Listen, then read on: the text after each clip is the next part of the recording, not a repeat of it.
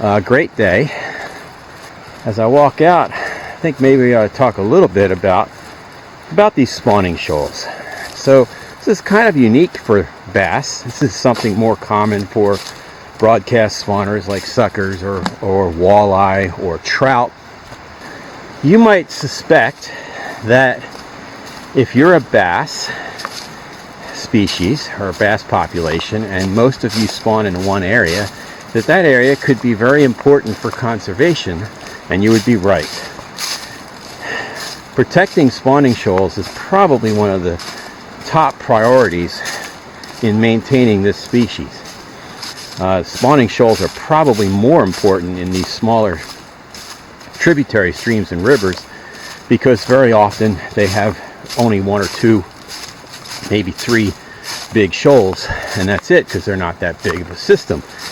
And so if something happens to one of those shoals, you can imagine it would be a major hit on the species.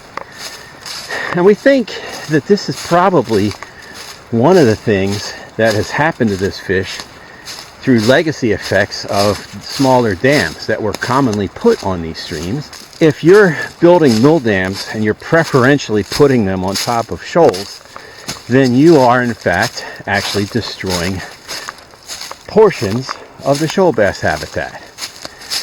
All of this well predates us knowing anything about this species, before we even knew it was a species. And so knowing or having any idea whatsoever of what the possible effects of this on the species is pretty much impossible. The fact is that shoal bass spawning shoals are a critical part of keeping this fish in decent population sizes